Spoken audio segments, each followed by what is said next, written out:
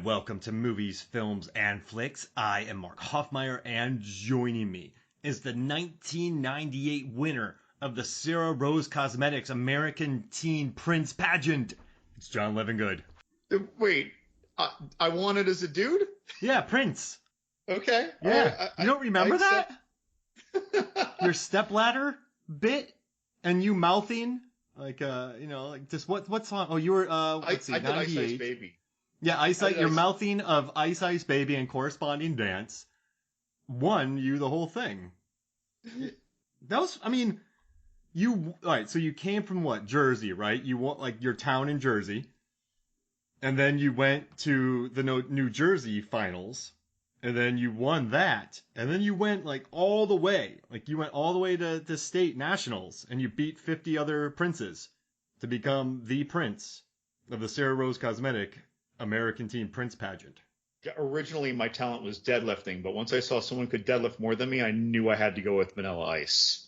I remember you and I were talking one day, and you were like, I was practicing my talent, finishing my costume, brushing up on current events, and running 18 miles a day on about 400 calories. I was ready. I remember you told me that. I would flip inside out if I ate 400 calories a day doing that stuff. I love that. When that line hits, oh my gosh, that's so funny. Oh, I love that movie. I would be so skinny that I'd fall through my own butthole and hang myself. Oh gosh. I mean, that. If I did that. When she said that line though, oh man, I lost it. So, I don't know, I don't know when you first watched this, but I watched this in a theater. I was working in a theater in 1999. And I remember this movie when it came out. And it was pretty much doomed to fail when it first came out. Because I had this window pulled up here real quick. Drop Dead Gorgeous, Box Office Mojo. But yeah, I was working in a theater. I remember watching this movie and just going, it's a good movie. Like it's pretty good. I liked it.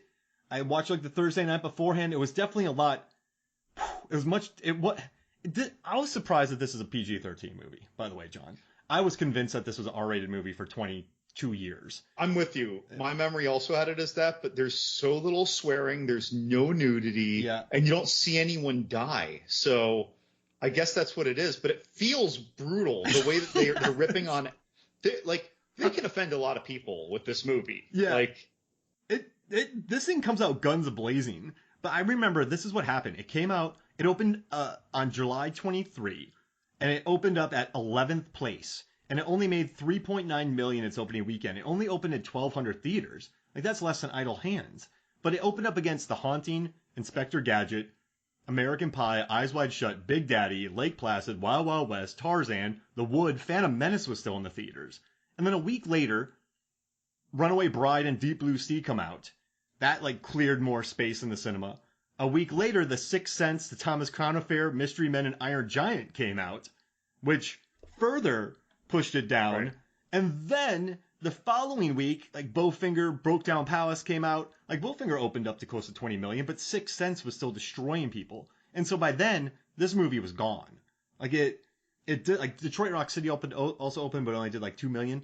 But it was it was in and out of theaters. And I remember that. I was like, where did Drop Dead Gorgeous? I think after a week, they just moved it to a couple night screenings, and then it was gone from everyone's memory.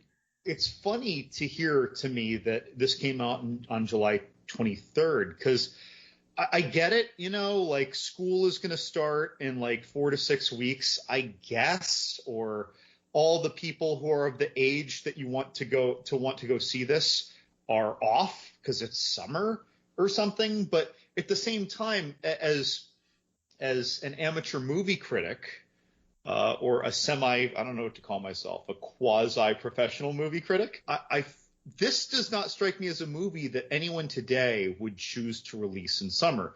This strikes me as something they would choose to release almost like a horror movie, because very few of these actors were big at the time, even though it's full of people who are huge now.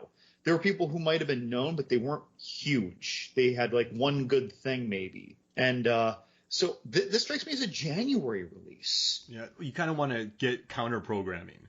So you're kind of thinking we can't. I mean, this movie was put up against some big hitters, right? And And this is not a mainstream movie. This is an indie through and through. I mean, Kirstie Alley had her Cheers days.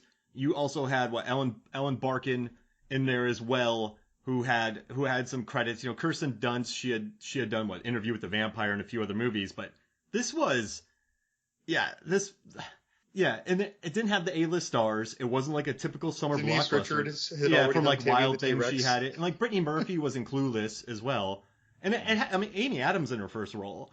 But I just remember this, John. I remember watching it, and just I was 17, so I didn't like. I thought it was funny. I really thought Brittany Murphy was hilarious. The guy gets stuck in the car. That's funny. But this movie plays so much funnier now that I'm 39, and just watching this and just seeing the gags and the lines in this movie, and just watching Allison Janney own everything in this film. I get the sick humor of a Miller High Life can. Right. Miller High Life can melting into her hand. And then she lost her hand. And there was a scene where she was putting cigarette ash into that can that was melted onto her hand. Yeah. This is, and also, like you said, John, you made a great point. I think we both thought it was R-rated, but you don't see the people blowing up in the combine explosion. You don't. you just. The light falls on someone's head. You don't see the bullet wound in that kid's head who just gets murdered by the 30-aught. It's a big thing though is that there's no swearing, and it's even funnier that they don't. Look, I remember this almost like I remember a Will Ferrell R-rated comedy, you know. But they're saying the gosh darn, you know. They're saying that, and it's hilarious when they do that in this very. What's his name? David Guest, who did like Best in Show. Is that the name of the director? Oh, Christopher Guest. Oh, Christopher Guest. Like it's a very the delivery is very Best in Show, but the content feels like it's from an R-rated movie. But they just keep saying the gosh darn, you know, this, that, and the other. And so, and even with Amy Adams' sultry kind of sex pot characters scenes, it never goes too far. We know that she's always having sex with her boyfriend, but they never vulgarize it in dialogue, and they never show us her with even in a bra. Like it's, it feels like this was an R-rated movie just masquerading as a PG-13 movie. I mean, Denise Richards has a scene where. You know, so when Denise Richards was talking about this movie, and she said while filming the scene where she dances with, I can't keep my eyes off of you, like where she sings her Jesus on the Cross dance, like Frankie Valli. She sings around with Jesus on the Cross, and people were walking out of the auditorium, extras, and people thought this was the most controversial scene. But when I watch it, it doesn't read as controversial to me, because it seems like someone who would play to the judges and the audience would do that. Like, it never felt, we are pushing buttons here. At least that's how I read it now, because it seemed like an earnest attempt to win votes, because her whole thing is, you know, like, they took a stupid rock and they put 4 beautiful faces on it. And she's just, talking about Americans and God-fearing and all this stuff, and then she's dancing around in total earnestness. And I love that moment, and it's just so, whew. I mean, this is a pretty daring movie, and I dig it. I love it. Yeah, you know, and that scene didn't necessarily. I see what you mean. Like, it doesn't come off as controversial as it would read on paper. But I will say though, this movie seems to go at good length to poke fun at very religious people. Yeah, I think so. I think it targets them, but I guess it targets like that kind of Midwesterner. But then it also goes after like the people in the trailer parks a little bit, that kind of culture. It goes after the culture of the MMA, the modeling itself, and then it goes after like different lampoons.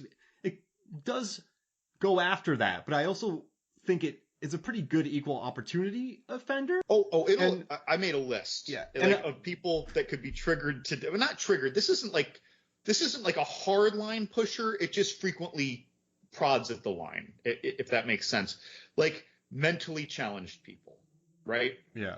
It's gonna disabled people, people with eating disorders, anyone involved in pageants at any point in their life, Midwesterners, religious people, people from small towns, and Asians. Yeah. And even like the LGBTQ crowd with her brother, Brittany Murphy's brother. Right. In fact, I feel like it prodded at that actually the least. Mm-hmm. It seemed to use that more as a vehicle to attack her relationship with her dad. Yeah, there's an entire subplot about a judge named John Doe who likes to stare at young girls. Oh, God, that was so funny. And just, I don't know. And you know what's pretty interesting, too? The writer that did this, her name is Lona Williams, and she actually was in Minnesota pageants. So she had experiences in this. And when they asked her, like, hey, how much did you draw from your experience? She said there's 1,000 little pieces that are from it.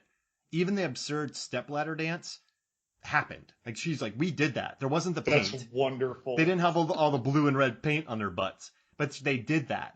And all these little things, she's like, I didn't really want to be in it. And I ended up taking runner-up, which blew my mind. And it got her a scholarship, and she got out of there. But I don't know, I just thought that was pretty funny. Like, so this movie, when it came out, I was reading reviews and how people were mad that it was lampooning people in Minnesota. It was going after them. And then she kind of talked about it later on. She's like, yeah, I get it, but that's what I went through. Like, there's 1,000 little things in here that I saw that happened. And this is really random, John, but when I was this is completely off topic, but when I was in grad school, I did a little, I did a thing called Attempt 318. It was a short film about these 3 idiots who are trying to set up a jetpack that can shoot somebody 50 miles, and they have to get it done before a certain time because there's this contract where anybody who tries it, if they die, money goes into this account that accrues savings. And so they're the last person to try it. And if they get it, they get all the money from all the people who have attempted to do it. But in that video, man, I had these explosions, narration, almost like the cadence. So I've seen Christopher Guest movies. I've seen Reno 911. That stuff I get. But the cadence because I wrote it, and just some of the gags in it with the explosions and all that stuff, I must have drawn from this movie and not known it. Because there are some similarities in this thing that I didn't even, like, so after I watched this again, after 22 years, I was like, holy crap, I drew a lot from Drop Dead Gorgeous. So this movie must have had more of a influence on me, on my sense of humor, than I even realized. Because I'll add it to the MF Movie Stones and Flakes post for it, so you can go look for it when I release it. But yeah, man, this movie must have been pretty influential for me, because a lot of my humor skews towards Drop Dead Gorgeous in a way. So when you see I've remembered at least some iteration of some lines of this movie. I probably saw this a couple years after it came out, because I got this when they were selling like 5 used Blockbuster VHS for $20. Mm-hmm. That's how I got that when I was an undergrad at UF, like early 2000s. And that's when I saw this. And I probably watched it once, maybe never again, unless it was like half of it on HBO. And so it's been almost 20 years for me, right? But I remember, Father Daniel's been hitting the sauce pretty hard. That's why we use grape Kool-Aid. We good Lutherans use grape Kool-Aid for the blood of Christ. Like, I remember kind of a version of that joke, although not quite exactly. And when I'm watching this again last week, it's like, oh my God, that's what this is from. And there's another line that, believe it or not, I swear to God I remembered, was, she's skinny, not deaf. And again, that line stuck with me, and I didn't know where it was from. Right? So this movie, I don't know, it must have, sometimes we feel like something's a blur where you watch it and then it happened with me with Goonies when I saw one day on a Disney Channel thing when they had the octopus. And then I never saw it again for 20 years, and I felt like I dreamed it. So that's where I must have been with this movie watching it, because you're right. Like, I don't know. I guess I watched it again, just really enjoyed it. And